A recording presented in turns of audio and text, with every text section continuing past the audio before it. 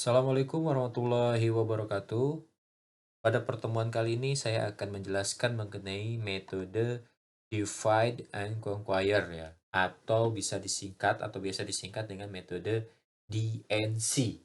Nah, metode DNC ini merupakan lanjutan dari materi sebelumnya yaitu array atau tarik. Kita lanjut ke pendahuluan.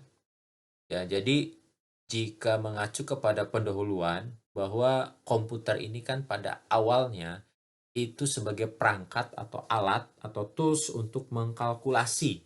Nah, tools-nya di sini bukan seperti sekarang, tetapi tools-nya ini jika lihat dari sesi ukuran itu besar dan jika dari apa sih yang diolahnya itu numerik. Nah, jadi pada awal muasalnya mirip-mirip seperti kalkulator lah kalau kondisi sekarang. Supaya apa pada saat itu? Ya supaya kalkulasi yang dilakukan oleh komputer itu bisa otomatis dan akurat. Itu sekitar tahun 1940-an ya. Nanti Anda semuanya atau teman-teman semuanya bisa membaca atau mencari di YouTube mengenai sejarah awal muasal komputer. Nah, kemudian di dalam kalkulasi ini dan analisa ini biasanya diimplementasikan melalui perangkat lunak. Ya, seperti halnya Anda sekarang belajar logika algoritma, itu sadar atau tidak, itu diarahkan bagaimana caranya Anda membuat perangkat lunak atau software atau sistem informasi secara keseluruhan. Ya, jadi jika sampai dengan pertemuan kali ini Anda masih bingung, Anda itu mau dibawa kemana, berarti Anda masih belum dalam track yang benar. Tetapi lebih baik terlambat daripada tidak sama sekali ya. Ya artinya Anda jangan sampai, "Pak, saya udah beberapa materi kok masih bingung juga. Ini saya tuh mau ngapain sebenarnya? Ini mata kuliahnya mengarah kemana?" Gitu ya. Ini akan saya jawab khususnya bagi orang-orang yang mungkin masih di luar track sedikit. Jadi sekali lagi saya sampaikan bahwa apa yang Anda pelajari sampai dengan hari ini metode divide and conquer adalah bagaimana caranya Anda merancang perangkat lunak. Bagaimana caranya Anda merancang software, bagaimana nanti kalau next level itu merancang sistem informasi. Ya, jadi jangan aneh kalau misalnya Anda berhubungan dengan angka-angka, karena kan di materi awal logika algoritma, Al-Khwarizmi itu yang membuat buku pemugaran dan pengurangan. Jadi kalau sekarang itu matematika. Jadi nggak aneh kalau misalnya matematika dan algoritma ini beriringan. Ya, beriringan. Karena nanti kalau misalnya berbicara masa depan, ya berbicara hari ini dan ke masa depan, itu kan banyak profesi-profesi yang berbeda dengan hari ini. Ya, misalnya data scientist dan lain sebagainya dan itu semuanya dasarnya dari logika algoritma. Nah, semakin besarnya ruang lingkup ya dilakukan oleh komputer, perangkat lunak dikembangkan juga semakin kompleks. Ya, jadi kalau sekarang Anda cek laptop, smartphone Anda, itu semua diisi oleh perangkat-perangkat lunak yang fungsinya itu beraneka ragam.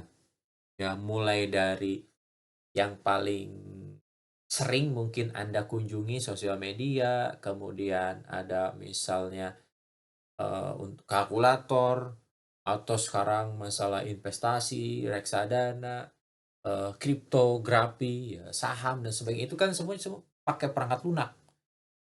Jadi Anda itu hidup hari ini sebagai manusia, tinggal mau mencarinya aja. Ya semua informasi, semua dikelilingi Anda itu dikelilingi informasi, tinggal Anda mau ngambilnya atau enggak, gitu. Jadi jangan sampai Anda menjadi orang yang, statis ya, nggak mau nyari info ke luar. Ya makanya kan sering saya sampaikan, Anda itu belajar dengan dosen manapun tuh jangan pernah merasa puas, ya. Misalnya Anda nanya ke dosen A, jawabannya nggak puas, berarti Anda nyari lagi, baca buku lagi, dan sebagainya. Karena kalau ada yang berpendapat tuh gini, kalau kuliah itu hanya setengahnya dari ilmu yang nanti mungkin Anda akan tekuni. Bisa ya, bisa enggak. Nah, kalau misalnya ada yang berpikiran gini juga, saya dulu kuliah nggak bisa apa-apa, tetapi ketika magang, ketika kerja, baru saya mendapatkan." Ada yang kayak gitu. Ada juga, alhamdulillah saya kuliahnya benar, ketika pekerjaan sesuai dengan background pendidikan, akhirnya saya lebih berkembang nih. Ada yang seperti itu. Nah, Anda tinggal jangan sampai Anda ada di posisi, eee, kuliah tidak tahu apa-apa, lulus makin menegaskan Anda jadi bingung, Anda itu kuliah ini di jalur yang mana. Itu jangan sampai Anda dulu ngambil apa, kuliah dapat apa, dapat hikmahnya aja. Nah, jadi jangan seperti itu ya, mau Anda jurusan sistem informasi, mau Anda jurusan sistem informasi akuntansi, semuanya pasti dasarnya adalah algoritma. Kemudian, algoritma ini sebagai bagian dari perangkat lunak yang melakukan pemrosesan, juga memerlukan berbagai teknik. Jadi kan algoritma itu menyelesaikan permasalahan ya. Jadi permasalahan itu kan setiap orang beda-beda. Makanya ketika Anda mempelajari algoritma, di dalam algoritma ada metode, berarti kan metode itu kan cara. Nah, di sini ada metode DNC, nanti ada sorting, ada coloring, ya, ada greedy. Nah, itu kan metode cara. Cara A, cara B, cara C, cara D. Jadi beda masalah, caranya pun harus beda. Ya, jangan sampai Anda mencari solusi dengan cara yang sama. Misalnya masalah A, mungkin bisa digunakan cara A supaya dapat solusi. Ya, tapi masalah A tidak bisa menggunakan cara B karena tidak akan menghasilkan solusi. Nah, kira-kira seperti itulah cara berpikirnya ya. Jadi di sini misalkan untuk menghitung total jumlah dari bilangan yang ada dalam sebuah list, maka dapat menggunakan perulangan. Nah, ini kan yang paling sederhana. Kemarin kan ada perulangan, ada while, ada do while, ya, ada for, ada perulangan bersarang. Nah, ini kan salah satu strategi ketika Anda menyederhanakan statement pemrograman ya. Jadi ketika Anda bedah algoritma itu banyak banget metode, banyak banget cara. Kalau di mata kelas saya ini hanya sedikit aja, ya sedikit aja. Makanya saya ajak, saya trigger untuk mengeksplor. Ya, mengeksplor kemampuan, mengeksplor cara berpikir, dan tentu saja harus dilalui oleh kesadaran diri, keikhlasan. Jadi kalau udah ikhlas, kalau udah sadar tuh enak belajarnya. Jadi nggak dipaksa-paksa. Ya, saya yakin setiap manusia pada dasarnya nggak mau dipaksa. Tetapi ketika sudah ikhlas, sudah sadar, ya mau ngapain aja ya, mau baca buku, mau belajar, mau kuliah, kan kalau ada sadar, ada ikhlas tuh enteng gitu. Berpikirnya enteng, bergeraknya enteng, kecuali dibandingkan dengan yang terpaksa. Makanya saya harap Anda pun sadar, ikhlas belajar, sadar, ikhlas baca buku, lihat YouTube, explore, diskusi ya, supaya tidak jadi beban pikiran. Oke, kemudian masuk ke apa sih itu divide and conquer ya, atau DNC, sini nih. Dulunya divide and conquer ini strategi militer. Wah, besar. Strategi militer. Nah, di sini ya. Jadi strategi ini diadopsi oleh ilmu komputer menjadi nama divide and conquer ya. Ini divide at inverse. Jadi dahulunya seperti itu. Ini di Perang Dunia Kedua ya. Jadi strategi militer diadopsi ke dalam ilmu komputer. Jadi namanya divide and conquer. Jadi misalnya eh, di dalam strategi militer itu kan ada, misalnya nih di rumah A itu ada penjahat gitu ya, penjahat itu biasanya polisi itu nggak nyergap itu dari depan rumah, tapi dibagi-bagi, misalnya dua di kiri rumah, dua di kanan rumah, dua di belakang rumah gitu, nyebar, nah, sebar. Nah, konsep DNC di komputer juga sama, dibagi-bagi, bagi-bagi. Lanjut ke slide berikutnya nih. Nah, di sini. Divide. Divide itu membagi masalah menjadi beberapa upah masalah. Ya, jadi upah masalah ini dibuat ke dalam ukuran yang lebih kecil atau sub-subnya. Ya, sub masalah. Divide membagi masalah menjadi beberapa upah masalah yang memiliki kemiripan dengan masalah semula, namun berukuran lebih kecil. Jadi cara berpikirnya tuh ada masalah yang besar dibagi-bagi. Nah, dipecah-pecah. Nah, dipecah-pecah ini istilahnya adalah conquer, memecah, menyelesaikan masing-masing upah masalah secara rekursif. Ulang. Kemudian setelah itu di-combine, menggabungkan solusi masing-masing. Gimana sih Pak, masih belum kepikiran ini upah masalah. Kok ngomonginnya masalah, kok ngomonginnya submasalah? Balik lagi ke materi awal ya. Kan Anda kuliah itu nyari masalah, makanya saya sampaikan ya masalah dan masalah. Tugas itu kan masalah Anda, ya. Masalah untuk apa? Untuk mengecek ya apakah Anda paham atau enggak. Tapi Pak, setelah saya mengerjakan tugas dari Bapak dan tugas dosen yang lain juga nggak paham-paham Pak. Nah, berarti Anda harus lebih ekstra sadar dan ekstra ikhlas. Dan Anda harus banyak diskusi, harus banyak baca juga gitu ya, supaya bisa, eee, paham ya, paham. Karena paham itu tidak mungkin Anda dapat ketika hanya membaca, diskusi, tapi harus melakukan, ya melakukan. Nah, gambarannya kayak gimana sih, Pak? Nah, gambarnya kayak gini nih, ya. Nih gambarannya. Karena saya yakin kalau ngeliatin teks doang itu akan sulit untuk dicerna. Nah, di sini metode DNC dapat dilihat, ini ada and input. Nah, ibaratnya ini input ini tuh masalah yang besar. Nah, masalah yang besar ini dibagi-bagi nih. Input satu, input 2, input 3, input K.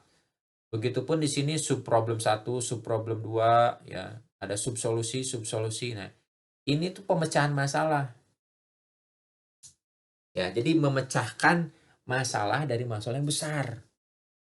Karena ketika berbicara kompleksitas software, kompleksitas sistem informasi, itu tidak bisa dipikirkan dari masalah besar itu, harus dibagi-bagi. Dalam konteks pekerjaan pun sama, ya contoh misalnya Anda cita-cita mau jadi programmer atau cita-cita mau ke konsultan IT, sistem analis, ya. Itu jangan pernah Anda berpikir kalau jadi programmer itu nanti kerjanya sendirian, ya kecuali Anda part-time kerjanya. Nah, kecuali part-time, kecuali ngerjain yang, ya kompleksitasnya nggak terlalu tinggi lah, misalnya web e-commerce cuma satu barang atau 2 barang atau 3 barang, itu bisa kerjain sendiri. Tapi kalau misalnya Anda masuk ke dalam tim untuk membuat aplikasi, ini, pengelolaan database warga negara Indonesia, kan sekarang itu ada wacana ya, NIK KTP akan diintegrasikan dengan NPWP. Ya, jadi nomor nomor pokok pajak itu nge-link ke, NIK ya, di KTP. Terus mungkin nanti ya, NIK itu juga akan berintegrasi dengan, STNK, berintegrasi dengan ID aplikasi Peduli Lindungi misalnya. Itu semua diintegrasikan, terus nanti si KTP itu bisa digunakan untuk berbagai macam kegiatan administrasi, mau itu ke perbankan, mau itu ke pemerintahan. Nah, dibutuhkanlah sistem yang baru, dibutuhkanlah aplikasi yang baru. Nah, itu kan masalah besar, itu nggak mungkin dipikirin sendiri gitu. Ya, Anda sebagai programmer pasti harus nanya ke pemerintah, ya, maksudnya ke departemen atau dinas tertentu, "Ini gimana sih alurnya? Solusinya kayak gimana?" Kan Anda analisa, Anda cerna, ya kayak gitu. Jadi jangan pernah berpikir software itu hanya hanya untuk hal-hal yang sederhana gitu. Nah, tetapi di sini Anda diajak untuk berpikir software itu digunakan untuk hal-hal yang kompleksitasnya tinggi. Makanya mulai dari semester satu ini Anda belajar untuk berpikir hal-hal yang kompleks. Jangan mikirnya main aman terus. Ya segini juga udah bagus lah Pak. Ya saya makan gini-gini aja Pak orangnya. Ya segini juga udah oke lah Pak. Ya ada aku mah apa tuh Pak. Nah kayak gitu ya. Ya aku mah, ada aku mah, ada aku mah. Terus saja dalam pikirannya ada aku mah, ada aku. Ya udah akhirnya cara bertindak Anda pun ya sebatas dakuma gitu. Bukan berpikir hal yang kompleks, saya belum bisa nih, berarti saya harus bisa. Ya, kalau istilah lainnya think big, get big. Jadi kalau Anda berpikir besar ya pasti Anda akan mendapatkan besar juga. Ketika Anda berpikir kompleks, nanti ketika semester 2, 3, terus nanti Anda bikin karya ilmiah, bikin merancang sistem, bikin program dan sebagainya, Anda terbiasa berpikir kompleks. Jadi ya sekarang pelan-pelan lah, jangan berpikir aman. Oke, next. Kemudian ini contohnya nih, penyelesaian dengan divide ya. Misalnya di sini ada tabel A, ada 4, 12, 23, 9, 21, 1, 35, 2 dan 24. Ini dibagi ada divide, ada solve, ada combine. Dibagi divide 4, 12, 23, 9. Dan di sini dicari minimumnya berapa, maksimumnya berapa ya. Kemudian di sini minimumnya 4 nih di area ini, maksimumnya 23. Di sini minimumnya 1, maksimumnya 3, 5.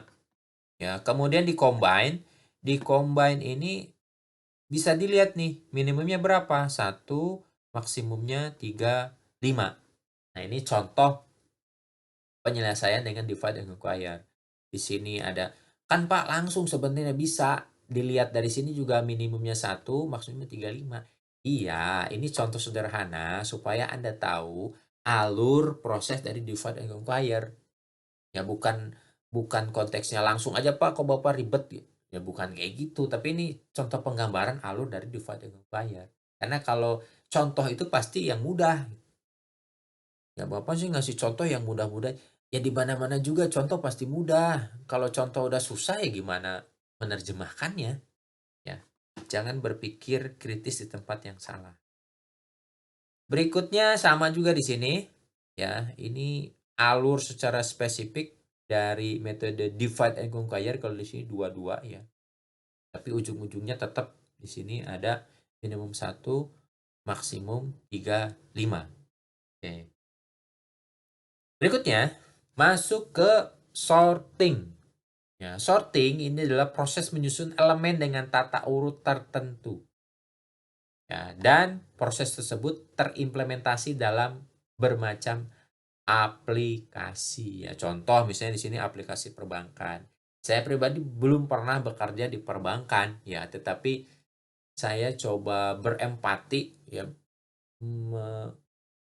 memposisikan diri sebagai pegawai bank lah, gitu ya. Jadi kalau misalnya gini aja, di bank BCA, pokoknya bank-bank yang besar lah, BCA, BNI, BJB, Bank Mandiri, ya. Itu saya yakin ya di lingkungan Anda, di wilayah Anda, pasti misalnya Bank BCA, itu kan nasabahnya nggak cuma satu atau dua orang atau 200 orang atau 300 orang, tapi bisa ribuan, puluhan ribu atau ratusan ribu orang. Bagaimana caranya ketika mengelola dan mengolah data sebanyak itu? Ya contoh misalnya dari 100.000 orang saya pengen ngecek mana akun-akun yang aktif, mana yang saldonya di atas 10 juta, mana yang saldonya minus, mana yang saldonya di atas 10.000. Itu kalau misalnya tidak menggunakan media komputasi, saya yakin akan membutuhkan waktu yang lama. Ya. Sekarang pun kalau misalnya Anda berinteraksi dengan perbankan, mau bikin apapun yang misalnya mau buka rekening, ya kalau beberapa tahun ke belakang kan buka rekening harus ke bank ya, kalau sekarang bisa pakai aplikasi, bisa video call dan sebagainya. Kalau dahulu kalau misalnya Anda mau ngambil kartu, ya ATM baru, ya harus ke CS-nya. Kalau sekarang itu bisa Anda ada mesinnya, ya ketika Anda video call, bikin kartu ATM secara online, ngambilnya ada di mesin ATM-nya. Nah, semuanya itu kan harus dilihat sebagai suatu hal yang penting. Makanya kompleksitas dari permasalahan tersebut itu bisa disederhanakan dengan cara-cara yang Anda akan pelajari. Nah, jadi sorting itu menyusun apa? Nyusun apa? Nyusun mana nih yang di atas 5 juta, nyusun yang udah nggak aktif. Ya, itu yang paling sederhana lah contohnya. Dan saya yakin kalau misalnya Anda udah kerja di perusahaan A, B, itu kemungkinan besar ada proses seperti itu. Nah, kemudian hampir seluruh pengguna pada sistem akan memilih tampilan daftar secara ascending. Nah, di sini itu sorting itu ada dua ya, ada ascending dan ada descending. Kalau ascending itu naik, kalau descending itu turun. Nah, contohnya gini. Misalnya data acak 5, 6, 8, 1, 3, 2, 5, 10. Kalau ascending itu dari 1, 3, 5, 6, 8, 10, sampai 25.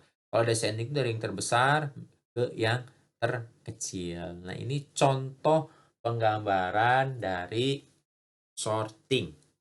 Ya, jadi sorting itu ada ascending, ada descending. Berikutnya, di dalam sorting ini ada beberapa metode lagi. Nah, jadi metode DNC, ada sorting. Di sorting ada di dalamnya ada selection, ada bubble, ada merge sort, ada quick sort, ada insertion sort. Nah, yang membedakan dari kelima metode ini adalah jumlah operasi perbandingan dan jumlah operasi pemindahan data. Nah, jadi ada perbandingannya, ada pembandingnya. Kalau misalnya Anda lihat di slide, ya, ini nih slide yang ada di ruang mahasiswa. Ini kan gambarnya kayak gini nih.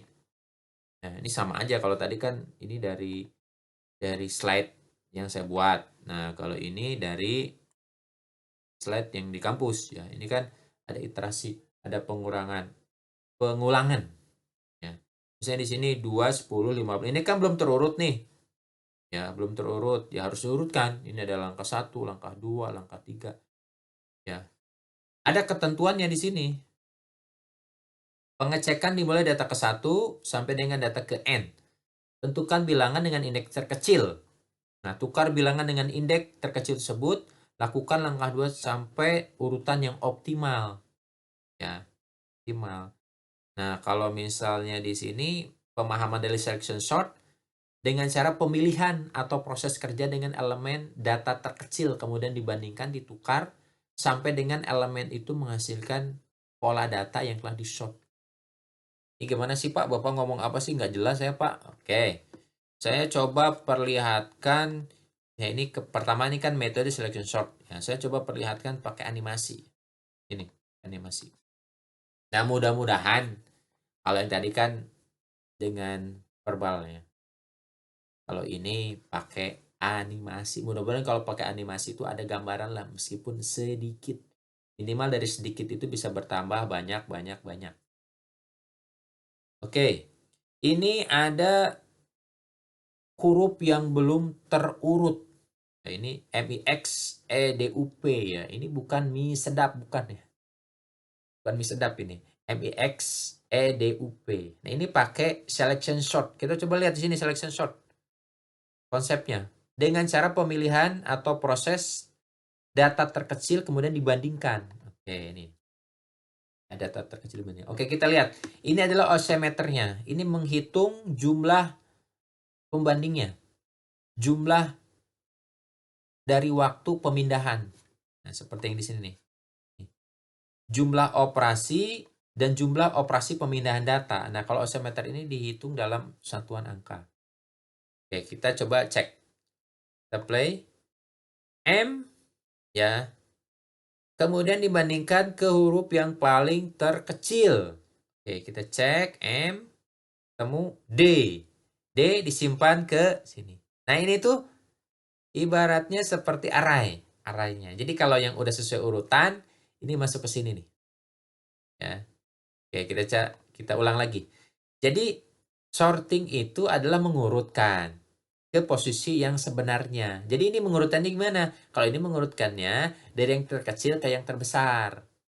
Ya, dari yang terkecil besar. Kalau yang benar itu disimpan di sini. Oke. Ya, kalau selection ini kan membandingkan dari yang paling besar ke paling kecil. Oke, kita mulai lagi. Nah, bisa diperhatikan juga osimeternya ya. D, M mencari huruf yang paling kecil maka akan ketemu D. D pindah ke sini. M akan menempati posisi yang dinyatakan oleh D. Kemudian berikutnya, elemen berikutnya I akan ketemu M akan ketemu E, maaf, akan ketemu E di sini ya. E ini akan berpindah ke sini, posisi pindahnya sebenarnya. Kemudian X ketemu I, oke, pindah lagi. X ketemu M, pindah. X ketemu P, pindah. Kemudian U, kemudian X, selesai. Nah, ini menggunakan selection sort. Ini waktunya sekitar 120. Ya, jadi selection sort itu prinsipnya adalah dari elemen yang paling besar mencari ke elemen kecil, pindah. Elemen terbesar mencari ke elemen yang kecil, pindah. Begitu seterusnya. Sampai dengan posisi sort yang ditentukan. Nah, jadi kalau di sini asalnya MIX, kemudian menjadi DEIMPUX. Oke, ini selection. Kemudian bubble. Oke, bubble. Kita coba lihat di sini bubble di slide ini. Nah, ini urutan langkah ya, pakai yang cara di slide. Nah, ini selection juga sama, ini di contoh programnya. Kemudian bubble. Nah, kalau bubble ini pengurutan dengan membandingkan data nilai elemen yang sekarang dengan nilai data nilai elemen berikutnya. Jadi bubble itu pembandingannya dimulai dari awal atau bisa juga dimulai dari akhir. Ya, kita coba lihat ininya, animasinya. Ya, pada prinsipnya bubble itu kayak gelembung udara lah, gelembung ya. Kita coba cek MIX akan di-compare langsung di sini. Ya, kalau tadi kan selection nyari yang kecil. Kalau ini membandingkan langsung dengan posisi elemen di sebelahnya. I dengan M kan lebih kecil I, maka akan digeser. Kemudian M dengan X tetap. X dengan E, karena E lebih kecil dengan X, maka akan pindah. Kemudian X dengan D, D juga lebih kecil, pindah. X dengan U, pindah. X dengan P, pindah. Makanya X, simpan. Berikutnya, balik lagi ke awal. I dengan M, tetap. M dengan E, pindah. M dengan D, pindah. M dengan U, tetap. U dengan P, pindah. U, simpan. Kemudian I dengan E dengan D, nah, pindah. I dengan D, pindah juga. I dengan M, tetap. M dengan P, nah, P-nya langsung disimpan. Balik lagi. E dengan D, mana yang paling kecil? E dengan I, tetap. I dengan M, pindah. Balik lagi. Meskipun sudah kelihatan, tetap harus dicek sampai dengan elemen terakhir. E dengan E tetap, E dengan I tetap simpan. E dengan E tetap simpan. Bubble sort. Bisa Anda bayangkan, bisa Anda analisa, bisa Anda bandingkan selection dengan bubble itu perbedaannya seperti. Kalau selection dari elemen awal nyari vektor kecil. Kalau bubble itu agak-agak ribet lah. Makanya di sini osimeternya sampai 220 karena membandingkan dari elemen satu ke elemen kedua, bandingkan begitu seterusnya. Ya. Oke. Berikutnya ke merge sort. Ya, merge sort. Nah, kita coba cek di sini merge sort ya. Nah, kalau di slide ini penggambaran kayak gini lah ya. Jadi kalau misalnya seperti ini mungkin harus ekstra kerja keras Anda mengilustrasikan dalam pikiran Anda. Nah, okay. Oh kalau di sini quick sort dulu, oke nggak apa-apa. Quick sort, metode sort tercepat. Ya, tapi apakah quick sort ini paling cepat? Kita coba cek. Kalau dilihat dari animasi ini, ya, secara sederhana, quick sort ini karakteristiknya menggunakan ada pivot titik tengah di sini. Ya, ada titik tengah. Jadi ciri khas dari quick sort itu adalah ada pivot atau titik tengah. Kebetulan ini kan ganjil. Jadi E ini menjadi titik tengah. Nah, ini pivot ini nanti akan dibandingkan dengan elemen pertama. Dengan M. Kemudian berikutnya geser ke elemen berikutnya. D dengan I. Ini kemudian D dengan E. Ya, ini memang agak ribet langkah dari quick sort. D dengan E, simpan. Kemudian kita ketemu pivot yang baru. I dengan X, karena ini sudah oke, masuk, kemudian kita ketemu pivot yang baru, U, oke, langsung aja di swap, nah, akhirnya tershort. Nah, ini quick, ini 100, kira-kira 160. Ya. Tadi selection itu 120, kemudian bubble 220, sekarang quick itu 160 perbandingannya. Nah, oke. Kemudian merge short. Kita coba cek merge short. Ya, merge short. Nah, kalau merge short ini kalau istilah di ekonomi itu ada merger. Merger bank. Coba Anda baca sejarah 98 ya.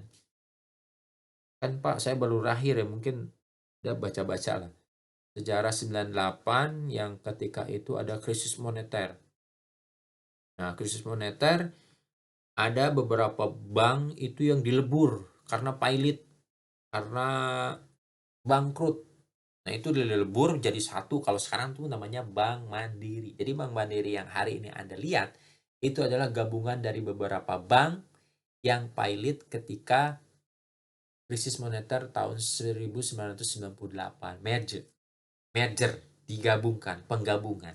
Makanya istilah merger ini juga ada di algoritma, khususnya di metode sorting, khususnya ada yang namanya merge sort. Nah, oke. Kita coba cek, tetap intinya adalah mengurutkan, tapi caranya beda-beda. Nah, karena ini merge sort, ini dibagi dua dulu ya, dibagi dua, ada MIX, ada EDUP. Nah, oke. Karena ini ganjil, makanya di sini ada 3, di sini ada 4 elemen. Oke. Nah, dari dua pembagian ini kita bekerja di satu bagian dulu. Nah, di sini dulu kita mengurutkan tuh di sini dulu, baru ke sini.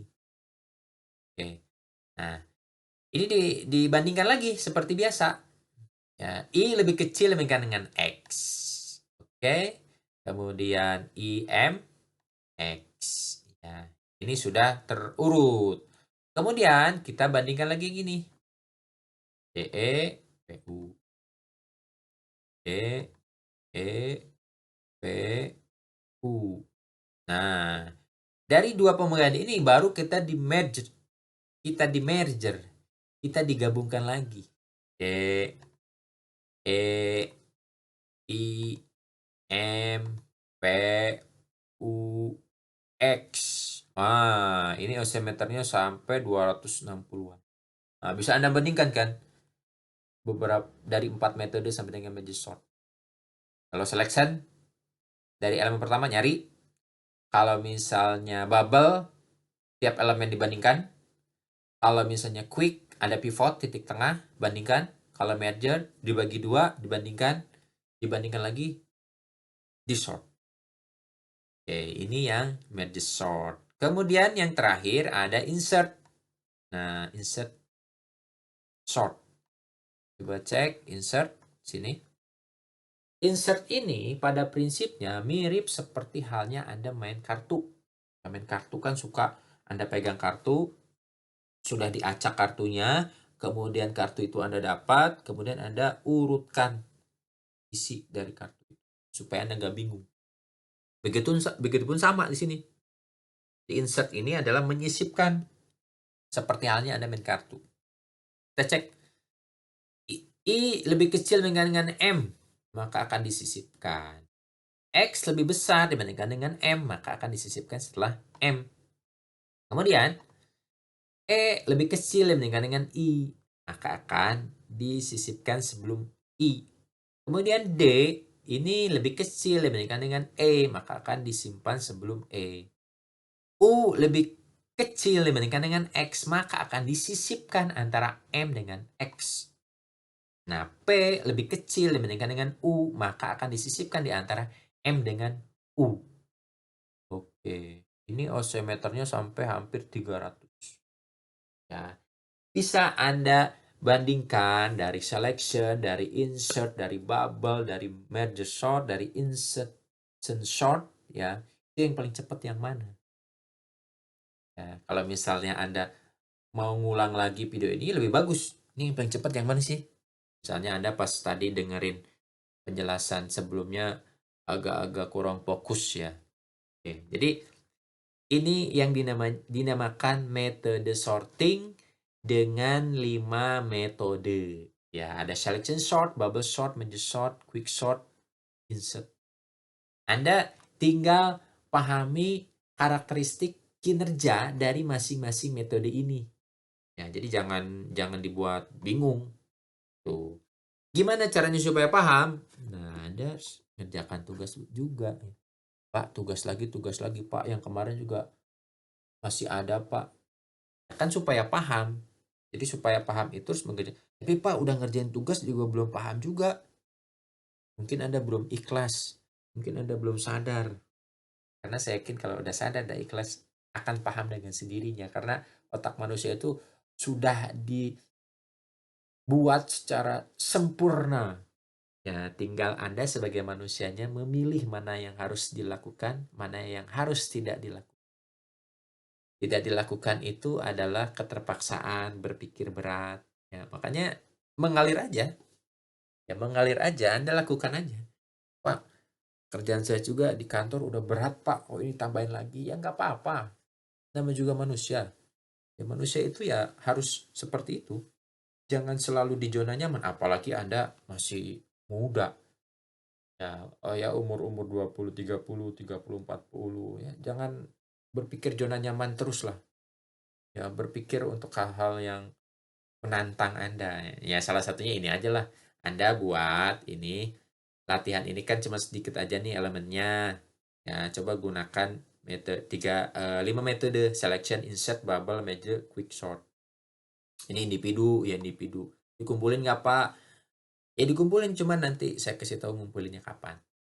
Ya, karena saya pengen menumbuhkan kesadaran Anda. Kesadaran itu bukan dari deadline. Pak, terakhirnya kapan? Tanggal 25. Wah, baru sadar tanggal 24. Ya, kalau nggak saya kasih deadline kan, Anda ya mudah-mudahan sesegera mungkin. Ketika sekarang sudah mendengarkan video ini, langsung ambil kertas, langsung ambil pulpen, pensil, langsung kerjain. Ya, sok semampunya aja dulu. Jadi kalau nggak paham, nggak jelas, tanyakan. Ya, jadi mudah-mudahan apa yang saya sampaikan ini bisa menjadi gambaran untuk Anda semuanya. Mudah-mudahan Anda bisa mencerna apa yang saya sampaikan, tapi harapan saya tetap mudah-mudahan Anda tidak puas dengan apa yang saya sampaikan, sehingga Anda nyari referensi dari berbagai macam sumber. Ya, jadi seperti itu aja yang bisa saya sampaikan. Mohon maaf jika ada kata-kata yang kurang tepat.